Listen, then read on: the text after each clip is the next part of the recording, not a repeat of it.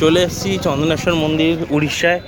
আমরা এখন Orissa border cross করে জাস্ট চন্দনেশ্বর মন্দিরের দিকে এসেছি। হ্যাঁ, তো একটা আমরা দীঘা সিরিজ করছি বেসিক্যালি ঘুরতে এসেছি। তো এটা তো আমার আগের দীঘা ট্যুরের মধ্যে ইনক্লুড ছিল না, তাই দিলাম। তো এটা শিব ঠাকুরের মন্দির, আর এখানে কিন্তু সব উড়িয়ায় কিন্তু সব লেখা টেখা। তো হঠাৎ করে আমি লিটারেলি এটা একটা কথা বলবো, জাস্ট অ্যালাউ মি 1 সেকেন্ড।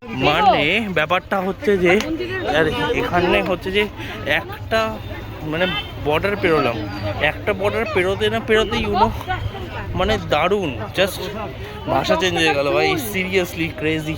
আমি দেখাবো। আমরা রয়েছি উড়িষ্যা বর্ডারে, এই যে দীঘা বর্ডার। দেখতে কি সুন্দর উড়িয়া লেখা আছে, তার সঙ্গে বাংলা লেখা আছে, রাইট? এদিকেও সেম। এই রাস্তাটা কোথায় যাচ্ছে? এই রাস্তাটা কোন দিকে যাচ্ছে দাদা? উদয়পুর। আচ্ছা, উদয়পুরের দিকে যাচ্ছে। তো উদয়পুর থেকে কেউ দেখলে একটু হাই হ্যালো করে দিও। আর হচ্ছে এখানে তরমুজ আছে দেখতে পাচ্ছি অনেকগুলো, বেশ অনেকটা বেশি হচ্ছে। আচ্ছা, ওদের সব ব্যাপার আছে। এরপর আমরা যখন বাংলা বর্ডারে ঢুকে যাব, রাইট, তখন আমরা সব বাংলা লেখাই দেখতে পারবো। এই পড়েছি, প্রায় ঢুকে পড়েছি। এই পড়ে ঢুকে গেলাম পূর্ব মেদিনীপুর ডিস্ট্রিক্ট, ঢুকে গেছি বাংলা বর্ডারে। এখন সব বাংলা লেখা থাকে, কোনো উড়িয়া লেখা আর পাবো না। এত সুন্দর, একটা জাস্ট বাম্পার পেরোলাম, রাইট? একটা বাম্পার পেরোনোর পরে পুরো এতটা সিনারি চেঞ্জ হয়ে গেল। এটা জাস্ট একটু শেয়ার করলাম। হচ্ছে মন্দির, জাস্ট বেসিক ট্যুর করাচ্ছি, এমন কিছু করছি না। কোনো মাইক্রোফোন নেই, হেডফোনে তো শুটিংয়ে নিই না। এখানে কেনাকাটি চলছে, ভালো লাগছে, ডাব বিক্রি হচ্ছে, দারুণ এক্সপিরিয়েন্স। খুব সুন্দরভাবে এখানে পুরীর মন্দিরে যেরকম দেয় না ঘিয়ের প্রতি, সেরকম হচ্ছে। তবে হ্যাঁ, সাবধান, এখানে কিন্তু সব জায়গায় পায়খানা করা আছে ভাই, সিরিয়াসলি। ঠাকুরের জায়গা, কিছু বলার নেই, বাট দারুণ। এটাই আসল মন্দিরটা, এর ভেতরে বিগ্রহ আছে মহাদেব। এখান থেকে সব এরমভাবে প্যাকেট বিক্রি হচ্ছে, এটা 50 টাকা করে এই প্রসাদের প্যাকেট। আর এই চত্বরে এরমভাবে সমস্ত বাকি ডালি, ফুলের জিনিস সমস্ত কিছু বিক্রি হচ্ছে। এখানে সব প্রদীপ মোমবাতি দেয়, আর এই হচ্ছে মন্দির। ঢোকার সময় এরকম লাইন করে রাখে, ঠিক আছে? কিন্তু এখানে একটা জিনিস আমি বলবো ভাই, দেখতে পাচ্ছ গরু প্রচুর, এখানে একজন আছে, এখানে একজন আছে। এটা এক ধরনের গেট মনে হয়, মোস্ট প্রবাবলি একটা সাইড গেট।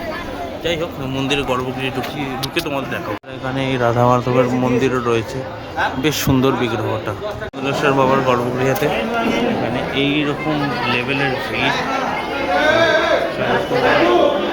ঠাকুরের দেখা যাক, ঠাকুরকে দেখি, চেষ্টা করি তোমাদের দেখানোর।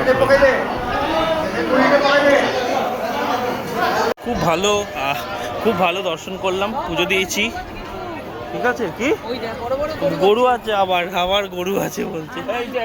আমার তো লিটারালি কি বলবো, গরুতেই দিন কেটে গেল। কালকেও দীঘাতে প্রচুর গরু দেখতে পেয়েছি, by the way.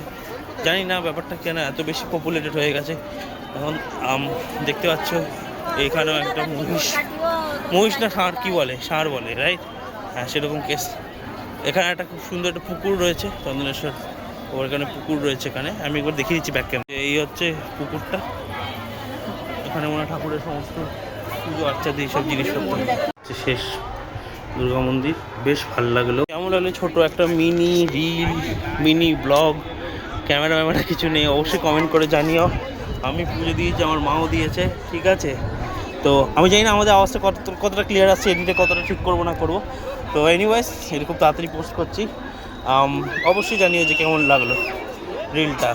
By bye, thanks for your time.